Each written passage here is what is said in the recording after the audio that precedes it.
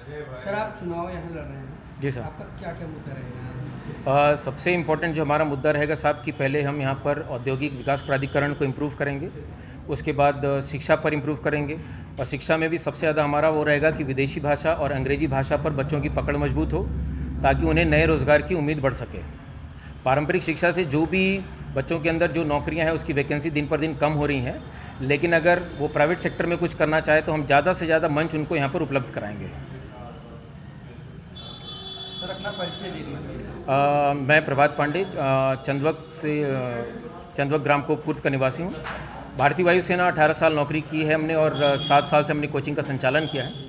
और सेना और शिक्षा के बाद अब हमें ऐसा लगा कि सियासत में कदम रखें तो शायद हम भी अपनी उन नीतियों को जनता तक पहुंचा सकें, और शायद हमें भी राजनीति में सेवा करने का मौका मिलेगा। गांव में आपने देखा होगा या फिर विद्यालय में आपने बता रहे थे भ्रमण किया, क्या आप लोहा की यहाँ जो है जरूरी है करना? देखिए, सबसे पहले जो गांव स्तर पे अगर हम बात करेंगे तो एक कहावत लागू होती है कि बट गई मिट्टी गांव की छोटे छोटे बाड़ में, और गरीब किसान परेशान है आवारा साण में। यानी उसके लिए जो खेती का जो उसकी जो प्रॉपर्टी है, उसकी जो संपत्ति है वो खुले में है, उसकी देखरेख करने के लिए कोई नहीं है।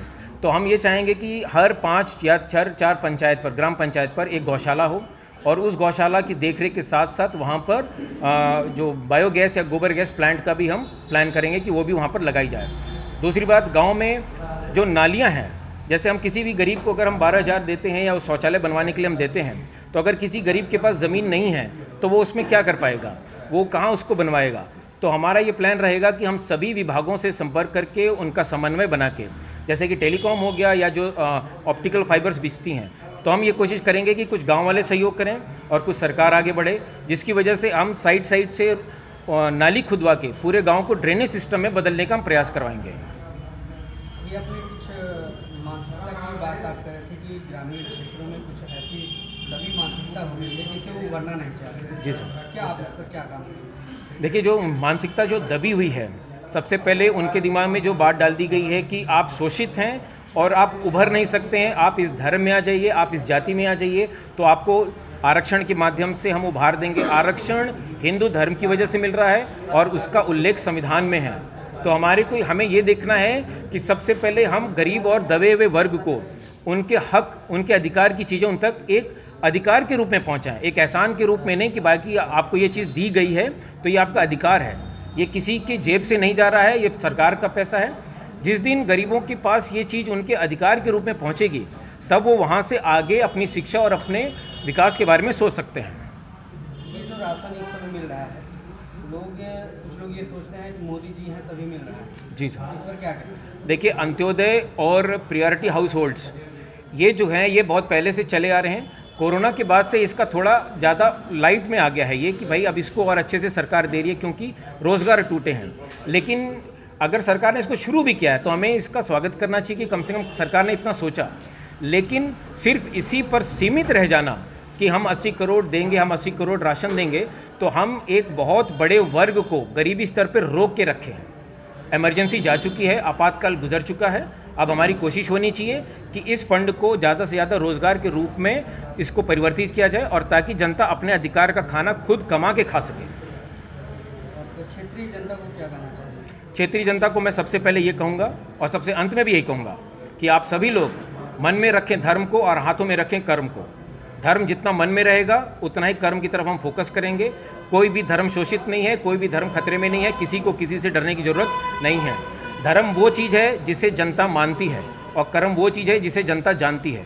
तो हम सभी लोग मिलके मानने वाली चीज़ों को मन में रखें और जानने वाली चीज़ों को साथ मिलकर आगे बढ़े, और कर्म की तरफ ज़्यादा ध्यान दें।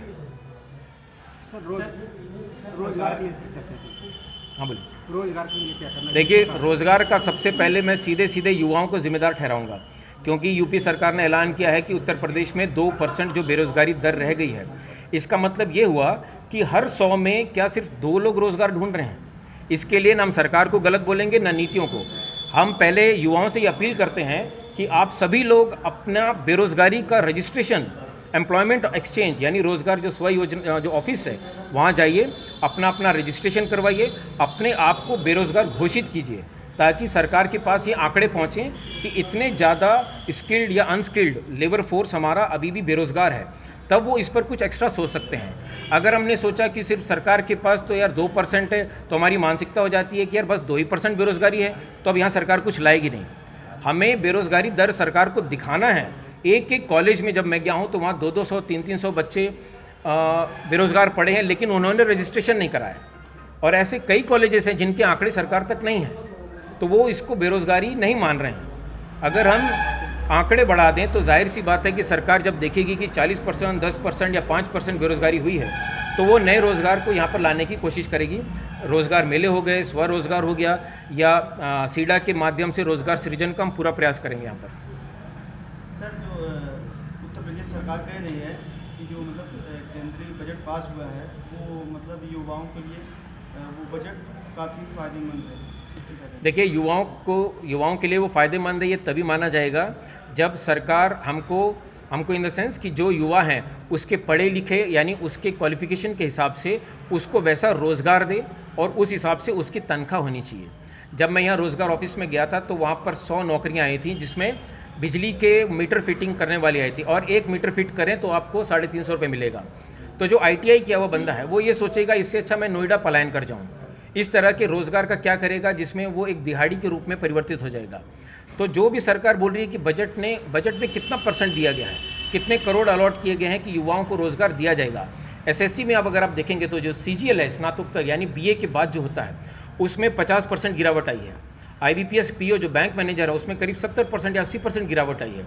तो आप वैकेंसी बढ़ा के अगर इसका दावा करेंगे तो हम इसको मानेंगे, अदरवाइज इसको खाली ऐसे बोल देना कि हमने युवाओं के लिए किया है, वो ज़मीनी स्तर पर आने में उतना सच मुझे नहीं लगता कि कारगर होगा। सर, जो सरकार वादे करती है लेकिन वादे खरे नहीं उतरते। वादे खरे नहीं उतरते हैं साहब, क्योंकि आप और हम जनसंख्या का एक बहुत बड़ा हिस्सा भावनाओं पर चल रहा है, और भावनाओं की जगह दिल में होती है और दिमाग ऊपर होता है। दिमाग से सोचने का अगर हम शुरू करेंगे तो जाहिर सी बात है कि हर कोई अपने अधिकार की मांग करेगा, और अधिकारी और सभी वर्ग के जो लेजिस्लेटिव हैं, जैसे प्रधान हो गए, BDO हो गए, ये सभी लोग उस पर कार्य करने के लिए बिल्कुल मजबूर होंगे। हम भावनाओं में फंसे हैं। हमने देख लिया अडानी शेयर गिर गया है, तो जो मोदी सपोर्टर्स हैं वो बोलेंगे सही है, जो मोदी विरोधी हैं वो बोलेंगे सही नहीं है। आप भावनाओं से हटिए, दिमाग से सोचिए, तो आपको हर चीज़ आपके द्वार तक सरकार दे के जाएगी। इस हद तक की भी हमारे फौज में एक ऐसा सिस्टम बना हुआ था जिसमें घर तक राशन पहुंचाया जाता था। तो ये चीज़ यहाँ भी हो सकती है। इमरजेंसी में जिस तरह गरीबों के घर तक राशन पहुंचना चाहिए था, जैसे केजरीवाल साहब आर्मी की मांग कर रहे थे ऑक्सीजन सिलेंडर के लिए, तो वो चीज़ नहीं हुई। अगर ये चीज़ हो जाती तो शायद इतनी ट्रेजिडीज़ नहीं होती या इतने ऑक्सीजन की कमी नहीं होती। तो ये हमारे ऊपर है साहब कि हम भावनाओं को छोड़ के विचारों से इस पर सोचना शुरू करें। कंपनियों का लगातार निजीकरण किया जा रहा है, जी साहब। कहाँ तक सही है? देखिए साहब, निजीकरण हमेशा फ़ायदे के लिए देखता है और सरकार जनता के लिए देखती है। अगर सरकार को बड़े वर्ग का समर्थन है तो सरकार अगर प्राइवेटाइजेशन कर रही है तो प्राइवेटाइजेशन को भी समर्थन है। मुद्दा ये है कि आज हमारे खुद फौज के ऐसे कई बंदे हैं जिन्हें पेंशन मिलती है और वो अग्निवीर को सपोर्ट कर रहे हैं। तो ये बहुत ही गलत है कि जिसे पेंशन मिल रही है वो आज अग्निवीर को सपोर्ट कर रहा है जिसकी पेंशन बंद हो गई है। तो अगर प्राइवेटाइजेशन को सपोर्ट करने वाले, चाहे वो अधिकारी हों चाहे कोई भी हो, वो अगर सरकारी नौकर हैं तो अपनी सरकारी नौकरी छोड़ के प्राइवेट में चले जाएं, तो हम इस दावे को सही मानेंगे। प्राइवेटाइजेशन का हमेशा से एक मुद्दा रहा है कि मुझे पहले कमाई हो, समाज को मैं बाद में देखूंगा। हम सरकार चुनते हैं सरकारी तंत्र चलाने के लिए, प्राइवेटाइजेशन के लिए तो बिजनेसमैन देख सकते हैं।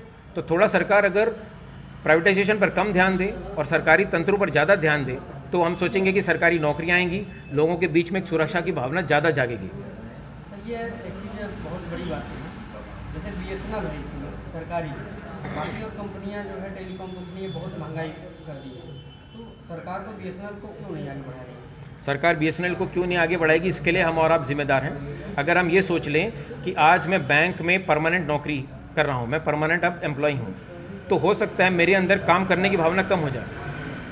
वो बोलेगा कि भाई अब तो मैं सरकारी हूँ, मुझे कौन निकालेगा।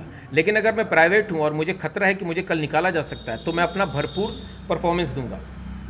तो ये हमारे अंदर है कि हम, हमारे युवा, हमारे नए लोग जो भी सरकारी नौकरी में हैं, वो ज़्यादा से ज़्यादा काम करके ये साबित करें कि सरकारी नौकरी बहुत अच्छी है। सरकार के दिमाग में ये बात है कि भाई जो सरकारी बन जाता है वो काम नहीं करता, प्राइवेट वाला ज़्यादा सिंसियरली काम करता है। तो ये तो गलती हमारी हुई, हम सरकार को ऐसा मौका दे रहे हैं कि आप प्राइवेटाइज़ करिए। अंत में सर जी सर, आप कहाँ से लड़ रहे हैं चुनाव, किस पद पे लड़ रहे हैं, यह जनता को बता। मैं जौनपुर सदर से निर्दलीय तौर पर लड़ने की तैयारी में हूँ, क्योंकि मछली शहर आरक्षित है और जौनपुर सदर जो है वो जनरल है और मैं जनरल में आता हूँ, तो हमारी लड़ाई सदर से है। बहुत बहुत धन्यवाद। थैंक यू वेरी मच, बहुत बहुत धन्यवाद आपका।